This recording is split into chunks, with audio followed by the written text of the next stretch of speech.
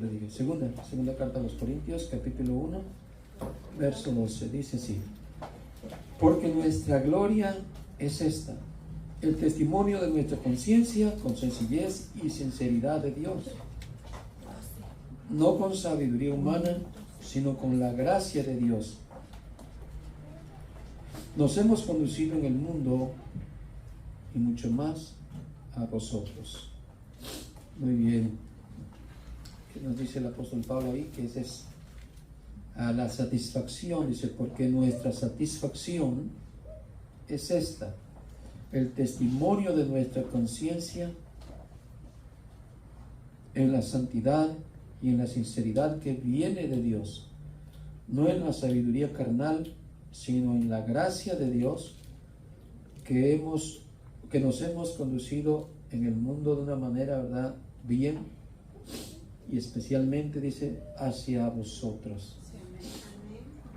Vamos a hablar un poco, hermano, acerca de una conciencia que Dios nos ha dado, y que vamos a darnos cuenta cómo está hoy nuestra conciencia, cómo está esa conciencia que nos sirve para alarma de avisarnos de cuando mayormente estamos mal. La conciencia siempre nos va a dar un aviso de cuando estamos mal.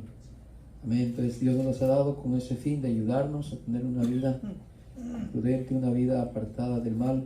Vamos a ver hoy en el estudio, el Señor nos alumbre para que nos demos cuenta cómo estamos caminando en el camino del Señor. Amén. Vamos a orar. Señor y Padre bueno, le damos gracias en este momento que usted nos da, Señor, la oportunidad de recibir, Señor, su palabra como un alimento que sacia el alma, que salva, que rescata, Señor, al pecador, que levanta del polvo y del muladar al perdido. Señor, muchas gracias por esta oportunidad que hoy tenemos, porque esto va a ser de peso en la eternidad. Que por tus palabras, Señor, hoy nos limpias, nos purificas y nos das, Señor, la oportunidad de ser de parte del reino suyo, de la vida eterna y de la gracia que usted ha derramado, Señor, en nuestros corazones. Gracias, Señor, por cada oidor, cada hacedor de tu palabra, que recibe, Señor, la alimentación a tiempo, siempre, Señor. Muchas gracias, en el nombre de Jesús. Amén. ¿Me puede tomar su lugar? Y querido hermano, que aquí vemos hoy en esta escritura que hay una satisfacción, hermanos, hay un gozo de un hombre maduro en la fe, un hombre ya lleno del conocimiento de Dios, la práctica de Dios, la práctica del Evangelio, a tal grado que pueda decir, hermanos, que su satisfacción viene de una conciencia que le hace saber cómo está viviendo una forma correcta delante de Dios. Para eso también la conciencia nos ayuda, para hacernos ver si estamos viviendo una vida correcta también delante de Dios. Así es que vamos a ver un contexto un poquito nada más. En Hechos capítulo 23 y el verso 1, el apóstol Pablo es acusado, es perseguido por los mismos hermanos judíos, a tal grado que es llevado, hermano, a la muerte por la condenación, por el juicio que le hicieron. Pero él es acusado de no cumplir la ley, sino de quebrantar la ley de Moisés, lo cual era falso, ¿no? Todo eso era falso. Pero mira el capítulo 23 de los Hechos, los Hechos 23, y el verso 1.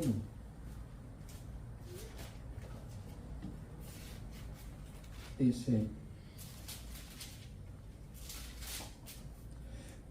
del verso 29 al verso 30, del verso 30 al capítulo 29, dice Pablo ante el concilio: al día siguiente, queriendo saber de cierto la causa por la cual le acusaban los judíos, le soltó de las cadenas y mandó venir a los principales sacerdotes y a todo el concilio, y sacándolo a Pablo le presentó ante ellos. Entonces Pablo, mirando fijamente al concilio, dijo: varones hermanos, yo con toda buena conciencia he vivido delante de Dios hasta el día de hoy. Que vemos aquí un hombre que está hablando que no ha cometido ningún delito. Y en el capítulo siguiente, en el capítulo 24, y el verso 16 dice también: y por esto procuro tener siempre una conciencia sin ofensa ante Dios y ante los hombres. Muy bien. Creemos aquí, hermanos, que el apóstol Pablo apela a la Corte Suprema aquí en la tierra, aparte de la Corte de Dios, que es la más grande. Pablo apela a una corte terrenal, la más grande que hay aquí en esta tierra. Y no es la del gobierno terrenal, sino a su conciencia. A su conciencia apela y no se apoya en algún hermano, en alguna institución, en alguna organización, diciendo: háganme una carta de recomendación, aboguen por mí porque tengo tal acusación, se me acusa de sedición, se me acusa de esto, se me acusa del otro. Y Pablo no está pidiendo a nadie ninguna carta de recomendación para su beneficio, para su apoyo, para su libertad, sino que va a la corte más alta que podemos encontrar aquí en esta tierra. ¿Y a dónde va él? A su conciencia, a la conciencia suya, que le dicta un dictamen certero, seguro. Y muchas veces, hermano, que viene de parte de Dios por medio de la conciencia que tenemos, que es un regalo que Dios nos ha dado. Ven, hermanos, ¿qué es la conciencia? La conciencia es un regalo maravilloso que tiene el ser humano, que le ayuda a discernir entre lo bueno y lo malo. La conciencia tiene guardada los principios morales de Dios, se podría decir los mandamientos de Dios. ¿Y quién es la que nos acusa primero que nadie cuando cometemos algún delito contra la ley de Dios? ¿Quién es la primera que nos acusa? La conciencia.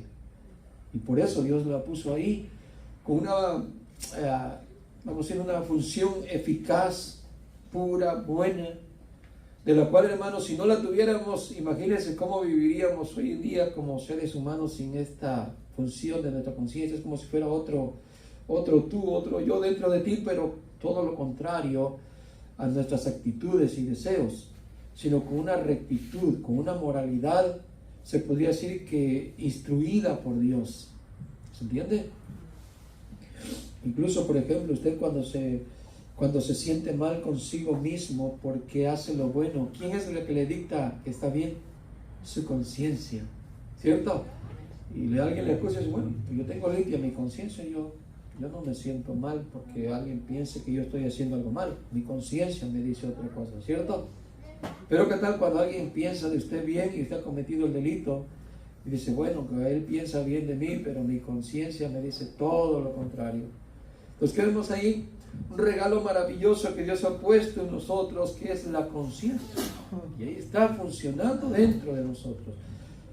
Es que, qué lindo, hermanos. Pero tenemos que entender hoy que nuestra conciencia puede estar funcionando bien, si está pura, si está sana, si está limpia, pero puede estar funcionando mal si nuestra conciencia se ha contaminado, se ha diluido su esencia, su potencial. Y es ahí cuando probablemente hasta la conciencia nos va a engañar. ¿Sí? Hoy en día podemos ver tal vez gente que piensa que lo que hace está bien.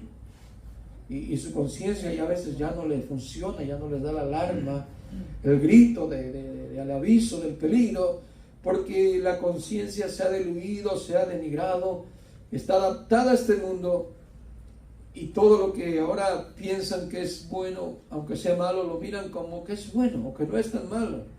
Dice: bueno, todo el mundo lo hace y todo el mundo sobrevive, y mi conciencia también me dice que no está tan mal, ¿cierto? Y pega muchísimo más hoy en día aquellos que han apartado del Señor, la juventud, en medio de cualquier, usted sabe, vicio y lo que sea, no lo miran tan mal porque la conciencia se ha opacado. Muy bien, vemos una escritura que está en 1 Corintios capítulo 4 y el verso 4. Dice así: porque no estoy consciente de nada en contra mía, dice el apóstol Pablo, mas no por eso estoy sin culpa, pues el que me juzga es el Señor. Bueno, aquí nosotros podemos reconocer que aunque no cometemos algún mal y la conciencia no nos declara culpables o haciendo algo indebido, Bien sabemos que no hay justo ni siquiera uno, y que ante Dios, nosotros todos los seres humanos somos pecadores. Pero el apóstol Pablo habla de sí, de una vida santa, una vida piadosa, una vida verdaderamente convertida al Señor, dejando todo pecado, dejando toda impureza de este mundo. Él se dice de su conciencia que no le está mintiendo, sino que dice: mi conciencia no me hace saber, no me dice nada en contra mía, aunque yo sé que delante de Dios voy a ser juzgado. Pero es que qué lindo, hermanos, llegar a ese nivel ya de tranquilidad y de seguridad y de satisfacción, de gozo, de saber que nuestra alma está tan limpia que aún nuestra conciencia no nos declara culpables. ¿Cierto, hermanos? Y creo que todavía estamos en ese proceso, que todavía no hemos llegado a ese nivel de pureza y de santificación, que aún usted y yo siente a la conciencia diciéndonos muchas veces que hemos cometido algo indebido. ¿Cierto, hermano? Lo creo con todo mi corazón, porque sé que tiene una conciencia cuerda, que tiene una conciencia despierta. Muy bien. Vemos aquí entonces, hermanos, que el apóstol Pablo nos está diciendo que aunque su conciencia no le declara culpabilidad, él sabe que un día va a entregar cuentas al Señor. Esto va más allá, hermanos, de los pecados que se miran exteriormente. Cuando hablamos de que la conciencia ya no te declara culpable de algo, es porque, como dije hace un momento, el nivel de santidad, hermano, ha sido de alguien que se ha estado purificando durante mucho tiempo. No sé, tal vez un proceso de años, no sé, no voy a decir fechas ni cantidad de tiempo, pero es de alguien que sin duda ha tomado una decisión de vivir solamente para el Señor y nada más para el Señor. Y no solamente a no cometer más pecados exteriores o fuera del cuerpo o con el cuerpo, pero pecados que son vistos, son visibles a la humanidad, a los demás, sino que va más allá y está diciendo de los pecados que no se ven, que están dentro del hombre, que están en el pensamiento del hombre, que están en el alma del hombre. ¿Por qué? Porque muchos podemos hoy en día vivir probablemente sin cometer más pecados exteriormente, ¿cierto? De hecho, después de habernos convertido, creo yo, los que éramos adictos a cualquier pecado, vicios, por alguna razón, hermanos, al convertirnos dejamos de participar en ciertos pecados con acciones, ¿sí o no? Incluso hasta verbales. Entonces, la forma de hablar era muy inapropiada, del mundo, obscena. Hubo un cambio en nuestra forma de hablar, cosas exteriores, hechos visibles. Pero no es solamente eso donde nosotros tenemos que aprender hoy, que es ahí donde dejamos de pecar y no hay más pecado que lo que se puede ver, sino que están los pecados que el hombre no alcanza a mirarlos, que el ser humano no puede verlos ni detectarlos porque están dentro del ser humano, están dentro de la mente de aquel que todavía sigue pecando y no se ha regenerado totalmente. De eso vamos a hablar hoy en día, porque muchas veces nos hemos acostumbrado a decir, no, yo ya no peco más. Y muchas veces es por la presión que tiene alrededor, y no le deja pecar. Tiene alrededor a alguien que a usted no se le permite pecar. Fácilmente tiene un hijo que le estorba en el momento que usted puede pecar, tiene un padre, una madre, tiene un hermano, tiene un familiar, tiene cualquier persona, vamos a decirlo, alrededor de usted, que por esa causa y la presión no le es fácil ir a pecar. ¿Cierto? Eso nos ayuda. Eso nos ayuda, hermanos, para conducirnos rectamente, pero eso es en la parte exterior. Pero que en la parte interior, donde no hay nadie que le obstaculice, no hay nadie que le estorbe para poder pecar en cualquier momento, y que no necesita algo físico para poder pecar, porque dentro de su mente y dentro de mi mente se pueden generar pecados y no hay nadie que nos estorbe para cometer pecado dentro de nosotros. No hay nadie. De hecho llegamos a pensar Por ejemplo, el que piensa en adulterio, piensa en pecar, un hombre casado puede ser, dice, bueno, mi esposa no se entera de que yo cometo adulterio pensando en otra mujer. Y como ella no se da cuenta, yo me siento libre. ¿Cierto? O viceversa. Uno puede maquinar y estar dentro de su mente cometiendo pecado creyendo que nadie nos mira. Pero sí hay alguien que nos mira. Es nuestra conciencia y es Dios. Pero de esos pecados muchas veces nosotros no tomamos en cuenta. Nos sentimos bien porque cada día nos vemos cometiendo menos males, nos vemos perfectos exteriormente, una buena conducta exterior, un buen lenguaje religioso, etcétera, una buena vida religiosa, vamos a decir exteriormente, pero dentro de nosotros puede ser que todavía no hemos llegado a un nivel de santificación y de mortificación de pecados, que dentro de nuestra mente estamos, hermano, planificando ideas pecaminosas. ¿Cierto? Pero por eso Dios ha puesto nuestra conciencia, que es la que sí nos va a delatar, la que sí nos va a ayudar en todo caso, para que nos sintamos culpables y para que vengamos ante Dios a pedir perdón y a pedir ser cambiados de ese estilo de vida, viviendo en pecados interiores. Es más fácil escapar de pecados exteriores, ¿cierto? De por ahí alguien nos hace estorbo para no pecar, ¿cierto? Pero dentro de nosotros, ¿quién nos hace estorbo? Y es difícil escapar. Es muy difícil, por eso el apóstol Pablo nos enseña, hermanos, que podemos huir, y la Biblia nos enseña a huir de los pecados de la fornicación. Cualquier pecado, dice, que está fuera del cuerpo, es más fácil escapar, pero ¿qué de los que están de dentro del cuerpo? ¿Qué de esos pensamientos que solamente usted y yo tenemos y tal vez ni desechamos y tal vez hasta nos deleitamos en ellos? Pero muy bien, vamos a seguir hoy estudiando.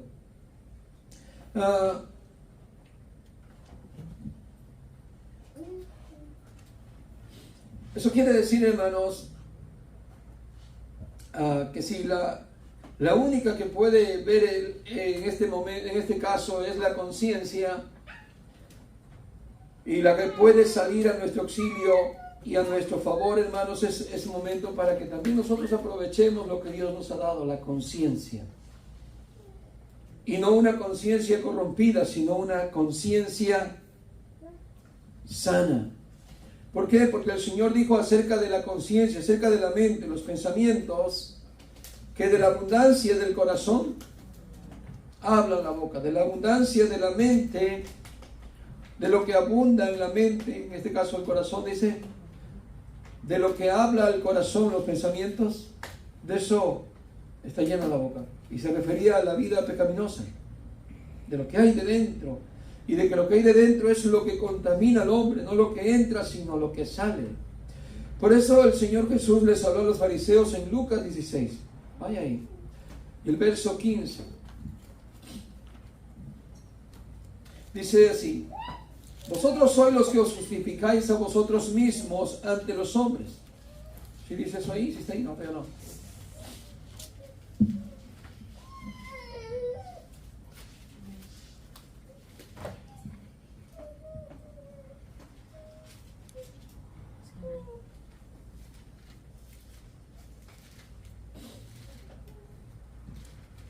Vosotros sois los que justificáis a vosotros mismos delante de los hombres, mas Dios, que dice, pero Dios conoce vuestros corazones. Porque lo que los hombres tienen por sublime delante de Dios es abominación. ¿Por qué le dice esto a los fariseos? Por ser sepulcros blanqueados. Ellos amaban el guardar la ley de Dios, la ley de Moisés, como exteriormente, vestidos de blanco, luciendo por fuera, ser llamados rabí, estar en las esquinas orando con la voz levantada, decían que ayunaban, y todo ese ritual exterior ellos lo amaban, pero habían dejado lo más importante de la ley, lo moral, en lo interior. Y por eso el Señor le dice, ustedes son los que se justifican delante de los otros hombres. Ustedes mismos se están justificando, sí, con ese traje. Pero dentro de ustedes, le dijo el Señor, están con huesos de pudrición. Están con pensamientos perversos. Están llenos de rapacidad. Están llenos de malignidad. Eso es lo que están ustedes viviendo. Por dentro aparentan bien, pero por fuera están viviendo una vida pecaminosa. Y eso surge hoy también, hoy en día, hermano. La religiosidad nos lleva a eso. Si no nos consagramos verdaderamente a Dios, lo que tenemos es una imagen exterior y una rutina de vida exterior y religiosa, pero eso no sirve de nada. Ante los ojos de Dios es como basura, es como trapo de inmundicia, es como nada. La justicia del hombre es como trapo sucio delante de Dios. Lo que nosotros llamamos sublime, puro, santo, esto exterior, rituales, llorar, gemir, orar y todo lo que queramos hacer ritual, delante de Dios es como nada si no tenemos un corazón limpio y puro. Simplemente más que una persona religiosa, tratando de querer mostrar a la gente que es alguien piadoso, que es alguien que ama a Dios, que es alguien que tiene una creencia en Dios, pero dentro de su corazón no es real, y Dios lo sabe. También miren lo que les dijo el Señor por eso, hablando de los pensamientos. Dice en otra escritura, también les dijo, oíste que fue dicho, no matarás. ¿Se recuerdan que les dijo el Señor? Oíste que fue escrito, oíste que fue dicho, no matarás. Mas yo os digo que cualquiera que se aire, se enoje, que es un sentimiento que está dentro, no lo puede ver nadie. Tú no puedes verme cuando yo estoy airado con alguien, yo no puedo verte si te airas con alguien.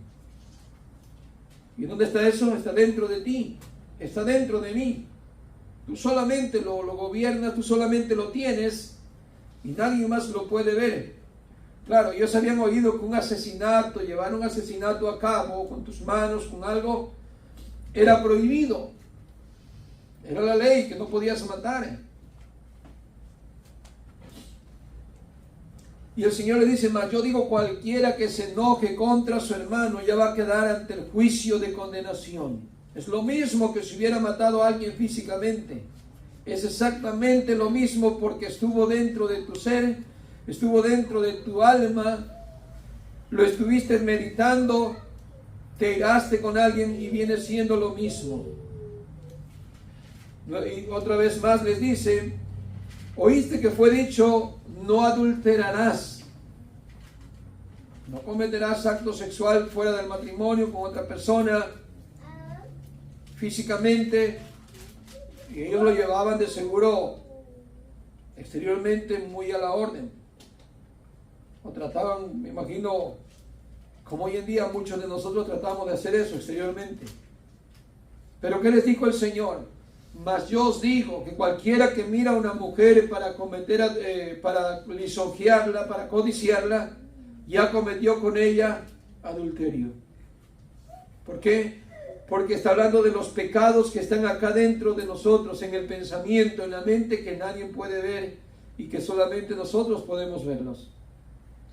¿Qué había sucedido? Los judíos también habían llegado a creer que mientras no cometías el pecado físicamente, exterior, fuera de ti, fuera de lo que es el pensamiento, no había problema, y que los pensamientos malos ya no eran pecado. Llegaron a tener esa creencia.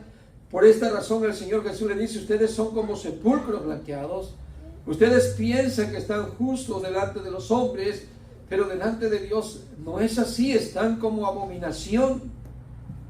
Eso que ustedes llaman sublime, de un gran testimonio, de una gran apariencia delante de Dios, es abominación, es pecado, es maldad.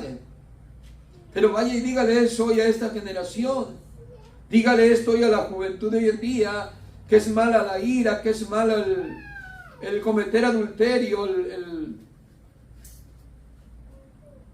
las pasiones desordenadas, la lujuria. Dígale esto a esta sociedad y no lo miran como mal. Y pregunta, ¿qué debería de haber en nuestros pensamientos entonces? ¿Qué debería de pensar cada cristiano, cada hijo de Dios? Es en alabar a Dios, es en meditar en la palabra del Señor, es en estar siempre, hermanos, con un pensamiento sano, puro, de adoración hacia nuestro Dios, porque Él nos sacó del mundo para alabarle. Él nos liberó del pecado y de la condenación para exaltarle. Él nos escogió para ser adoradores de Dios. No para que nuestra mente esté llena de acciones pecaminosas y estemos como vivíamos antes sin Cristo, en una vida pecaminosa no solamente exterior, sino interior también. ¿Y qué es lo que llega a suceder? Si nosotros no tenemos esa actitud de adoración a Dios y permitimos que en nuestro interior haya pecados, hermanos, que son peores que los que son exteriores. ¿Saben? Muchos creyentes van a llegar ante la presencia del Señor en aquel día con tanto pecado, no exteriores, sino con pecados interiores. Muchos que llegaron allá con ira tal vez a un esposo, a una esposa, tenían una vida de comunión de pareja probablemente, pero no hubo un perdón genuino, de adulterio en el corazón, no físicamente, no exteriormente, pero fuera de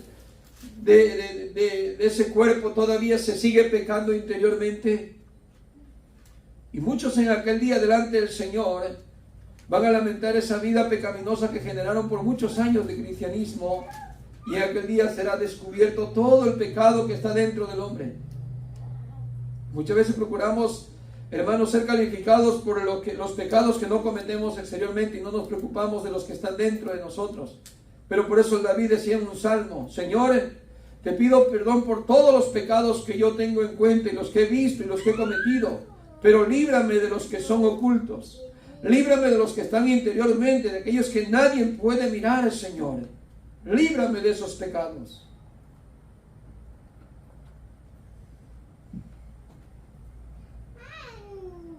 ¿Qué pasa entonces, hermanos?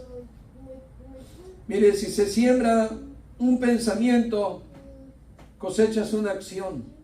Si se siembra una acción, cosechas un hábito.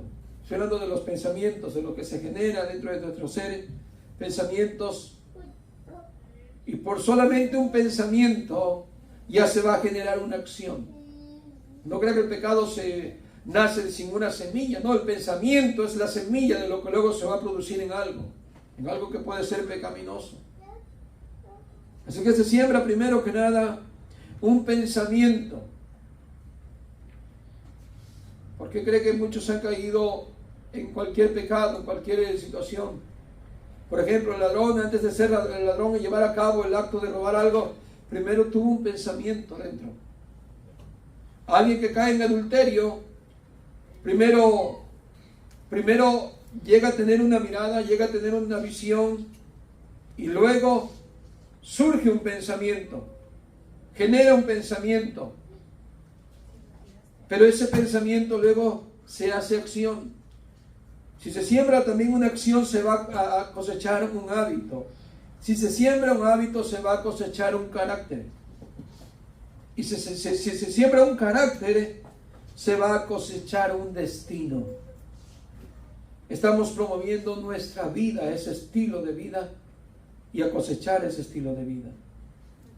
Todo por un pensamiento dentro de nosotros que dejamos que se produjera y no tuvimos la conciencia despierta para decir: esto no está bien, y dimos lugar a un pensamiento pecaminoso.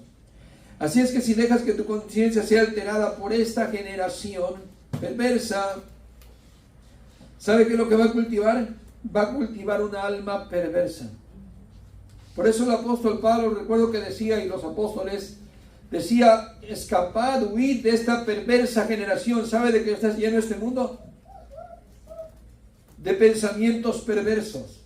La música, el mundo artístico, todo eso promueve la vida pecaminosa y es sembrada a nuestras conciencias. Mire cualquier música del mundo y promueve desde drogas, sexo y un montón de pecado. Y eso hace que nuestra conciencia se vaya deteriorando a tal grado que ya la conciencia no sea el foco para que nos alumbre para salir de una vida pecaminosa. Pero ¿qué dice la Escritura? Si nuestra conciencia no nos delata, no nos denuncia, poderoso es Dios, más grande es Dios que nuestra conciencia, que nos puede ayudar a salir de ese estilo de vida muerto y pecaminoso. Por eso está la Escritura, la palabra del Señor que nos va a hablar y nos va a amonestar, para que salgamos, hermanos, de este estilo de vida pecaminoso. Si a usted le golpea la Escritura, hermano, deje que lo golpee, porque probablemente usted estaba haciendo algo indebido y ya su conciencia no le estaba diciendo que estaba haciendo algo mal. Agradézcale a Dios mejor, porque el Señor haya llegado después de su conciencia que Él le dio, y usted permitió que su conciencia se haya embotado, se haya opacado y no haya tenido la luz suficiente para haberle dicho: no hagas lo que estás haciendo. Dele gracias a Dios por su palabra. Cuando de parte de Él venga y le amoneste y le diga: estás haciendo algo mal. ¿Se entiende, hermanos? ¿Qué podemos decir entonces, hermanos? Si nosotros nos dejamos llevar con ese estilo pecaminoso y no cambiamos nuestros pensamientos y damos lugar a esos malos pensamientos, ¿sabe a qué es lo que estamos llegando a hacer? A profanar el lugar más santo de adoración que tenemos en esta tierra. Eso es profanar el lugar santo de Dios. El mundo y mucho más de aquellos que han sido cristianos o se han declarado creyentes en Cristo, pero están haciendo pecado día con día. Ellos saben qué han hecho. Ellos están profanando el lugar santo de Dios, porque Dios no comparte su presencia, su gloria con el mismo pecado.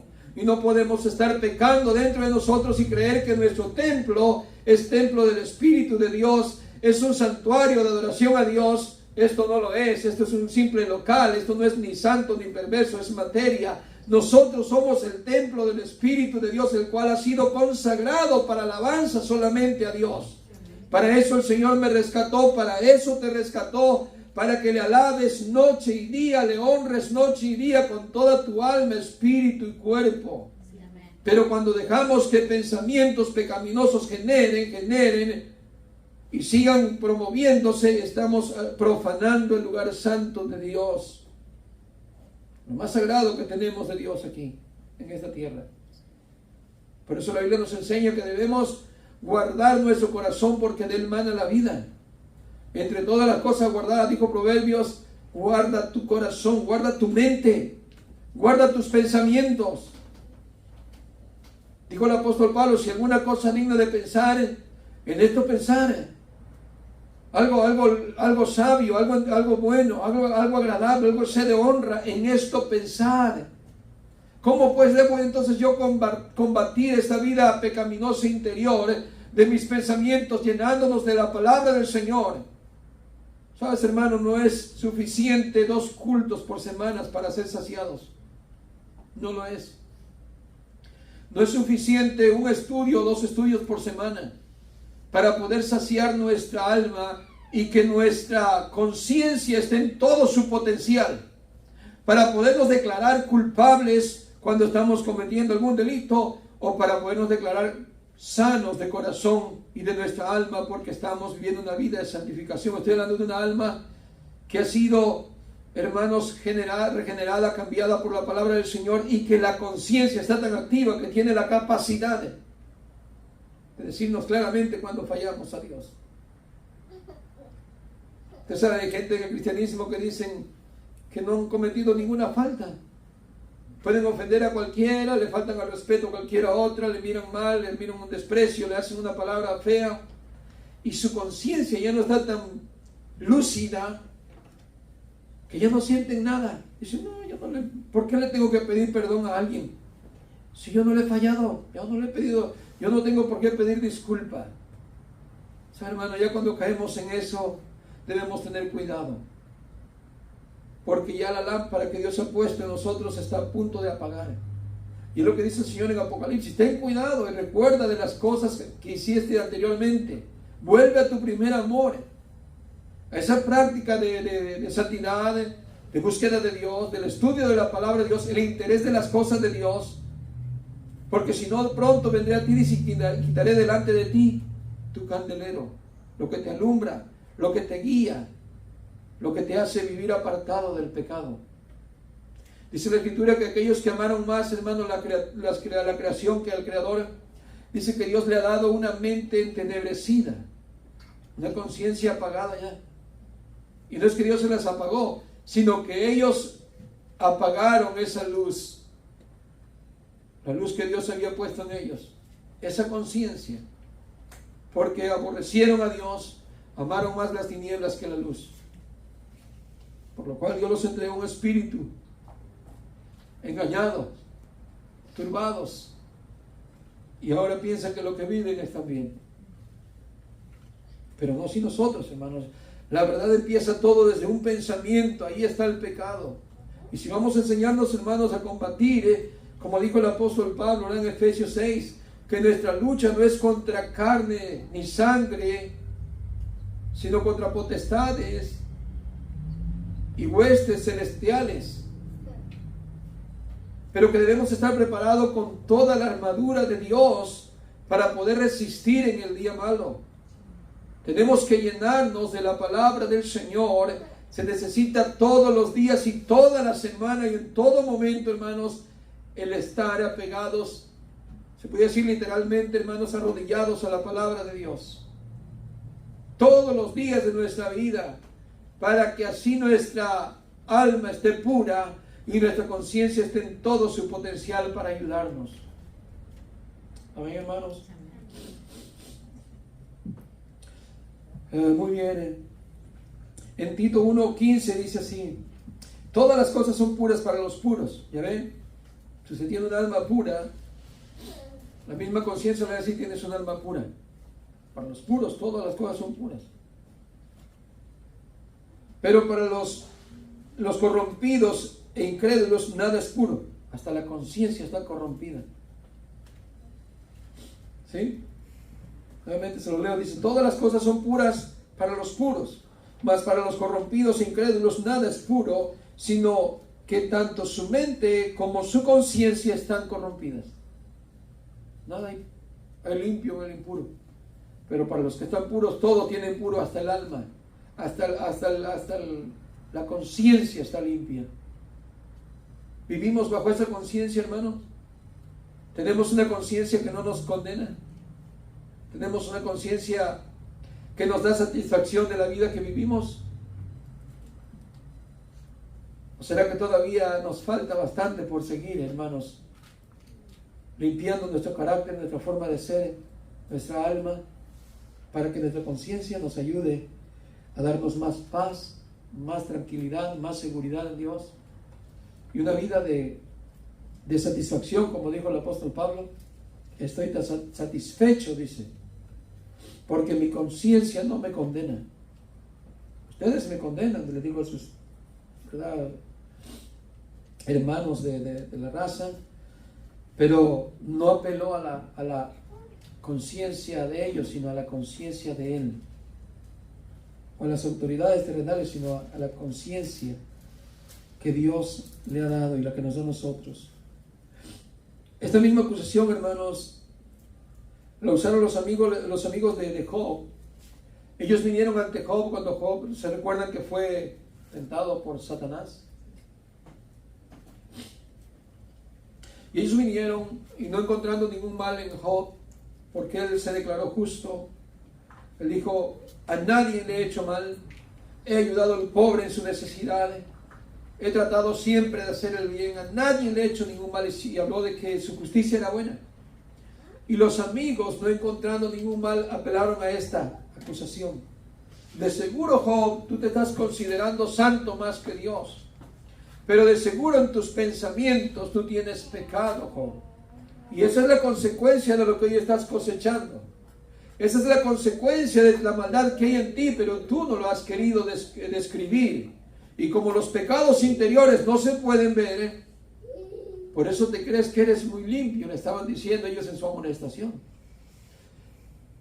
Pero se recuerdan que Dios mismo le dijo que ellos estuvieron mal en la amonestación y hasta tuvo Job que orar por ellos al final de su recuperación, porque Dios no les dio crédito a esa amonestación que estos amigos le trajeron. Ellos pensaron que esa era la falla, y no estaban mal pensando de que esa puede ser una de las fallas que podemos tener en nuestros pecados interiores.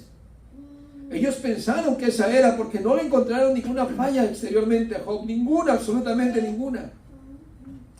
Dice la Escritura que Job mismo se purificaba a sí mismo, ofrecía ofrenda al Señor por él mismo. Incluso era tan perfecto Job que dice que aún lo hacía por sus hijos, y decía: por si acaso alguno de mis hijos ha maldecido a Dios, ha pecado acá en su interior. Dice que él también ofrecía sacrificios al Señor, holocaustos al Señor para perdón de sus hijos. Por eso la Biblia le habla que Job era perfecto en todos sus caminos. No por nada el Señor habla bien de Job. Y en el capítulo 31 vemos aquí como Job afirma su integridad. Verso 1 dice: hice pacto con mis ojos. ¿Cómo pues había yo de mirar a una virgen? Fíjese lo que está diciendo.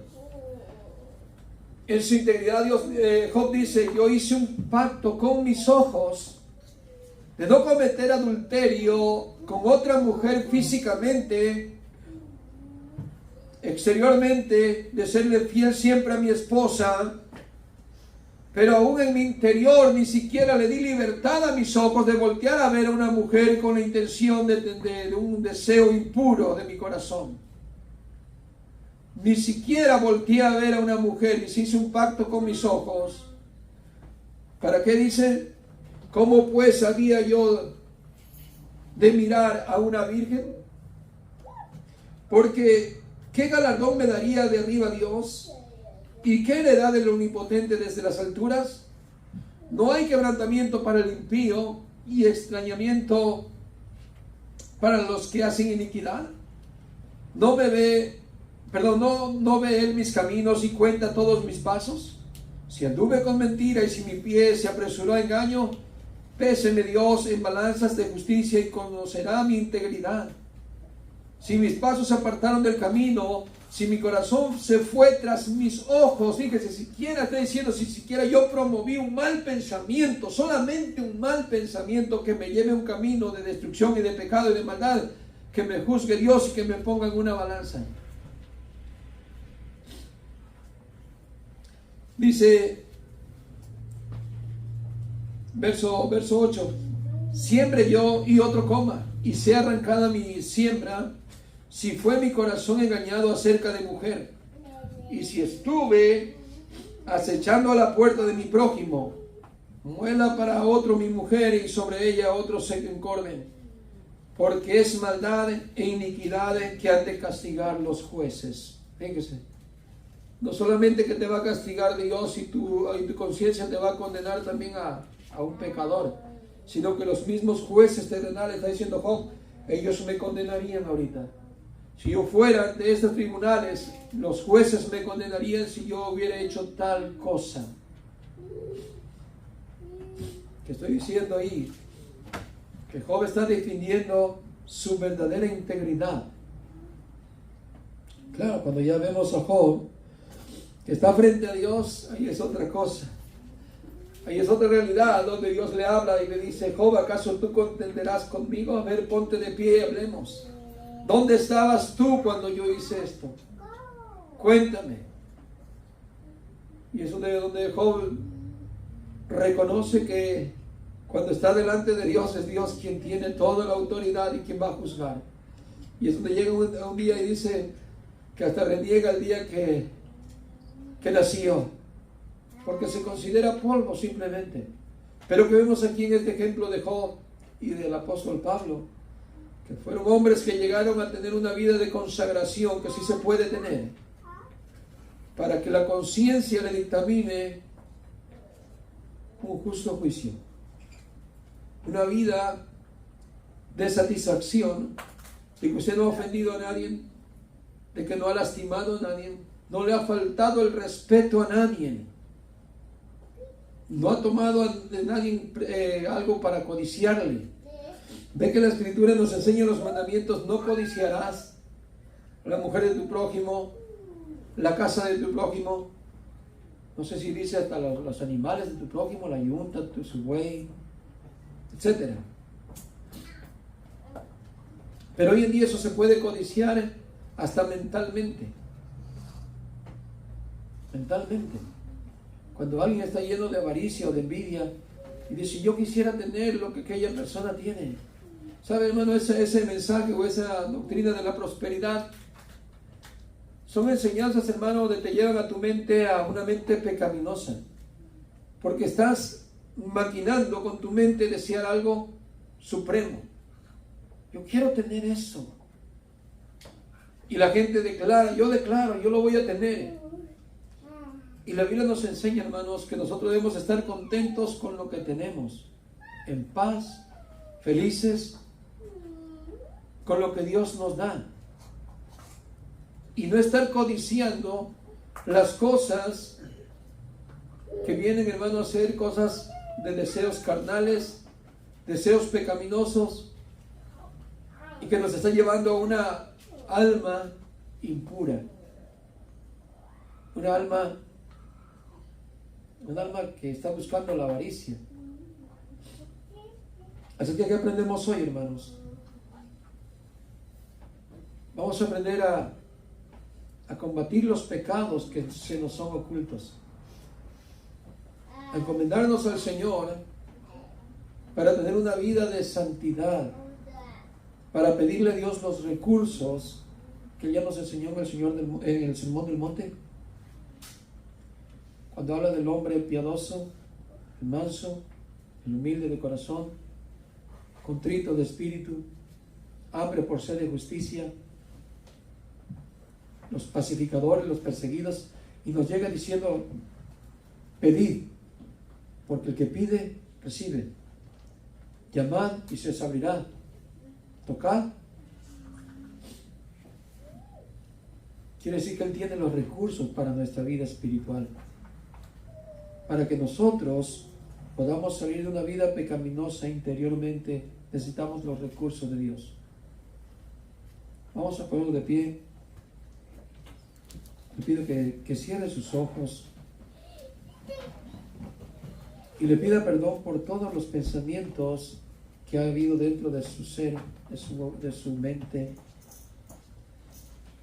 y los traiga al Señor para pedirle perdón, reconociendo que el templo es de Dios, eso sagrado es de Dios. Y Él nos advierte diciendo: cualquiera que destruya este templo, yo también le destruiré. Está hablando de nosotros como cristianos cuando permitimos pecados en la mente, porque no estamos honrando a Dios, porque no estamos sirviendo a Dios. Estamos metiendo un cerdo al santuario, estamos metiendo cualquier tipo de abominación al santuario de Dios. No se puede servir a Dios y al mundo, los deseos carnales. Así es que mientras se encomienda al Señor ahí pidiéndole perdón, escuche esto: para salir de esa vida pecaminosa es necesario tener más comunión con el Señor, más vida de la Biblia, de la palabra del Señor, estudio, mucho más, para que si su alma y su espíritu, su ser, pueda ser fortalecido en el Señor, pueda estar restaurado totalmente, lleno de la mente de Dios, del pensamiento de Dios, y así no haya ninguna condenación, porque el Señor no vino a condenarnos, el Señor vino a salvarnos. Pero es necesario que busquemos la santidad, porque sin la santidad no podemos ver al Señor, no lo vamos a mirar para vida eterna, sino que será para condenación. Pero hoy podemos aprender de esto. Si se puede vivir en santidad, se puede quitar los pensamientos inicuos, sí se puede. una vida de santificación, una vida de consagración al Señor. Entregue su vida al Señor, busque al Señor desde todo su ser. Pídale perdón al Señor por los pensamientos. Evite tener algo que le va a promover al pecado. Cosas que se miran en un video, en una televisión. Evite eso porque usted sabe que le va a promover eso. El oído, lo que le va a promover a su mente. Cosas que sabe que le van a incitar a pecar más contra Dios. Evítelo. Y vea usted cómo en verdad su alma va a ser transformada, va a ser purificada y su conciencia no le va a mentir. Señor y Padre bueno, nuevamente, Señor, has hablado en nuestras vidas. Ciertamente, Señor, hemos lidiado con pecados exteriores. Muchos de nosotros hemos dejado vicios de cualquier tipo de pecado exterior del cuerpo. Pero de seguro por muchos años, Señor, hemos estado pecando interiormente con la mente, Señor. Los cuales, Señor, hoy reconocemos que somos pecadores, que necesitamos, Señor, su ayuda, que necesitamos, Señor, que nos dé, Señor, lo que viene de usted, Señor, lo que viene de arriba, lo puro, lo santo. Lo pedimos con anhelo para una limpieza. Si nos sentimos indignos, nos sentimos sucios, impuros, Señor, necesitamos ser lavados, Señor, limpiados, porque, Señor, la contaminación de este mundo, Señor, nos acecha y aún nuestra conciencia nos declara tal cual somos. Dice tu palabra que nadie conoce al hombre sino el espíritu del hombre, y no hay nada oculto, Señor, ante tus ojos. Líbranos, Señor, como dijo David, de los pecados ocultos. Lávanos, Señor, danos un corazón nuevo, un corazón limpio, Señor, donde solamente more la justicia, donde tú seas, Señor, exaltado, Señor, con todo lo que somos y tenemos, y que no haya nadie, Señor, más ahí en tu templo para honrarte y bendecirte en todo lugar y en toda nuestra vida, Señor, de que estamos aquí en el cuerpo. Y un día, Señor, seremos revelados tal como fuimos, dice tu palabra. Un día me veré tal como fui y seré amado de ti, Señor. Te damos gracias en este momento, Señor. Tu palabra que es viva y eficaz, que nos penetra, Señor, y nos corta hasta lo profundo. Gracias, Señor Jesús. Amén. Amén. Estamos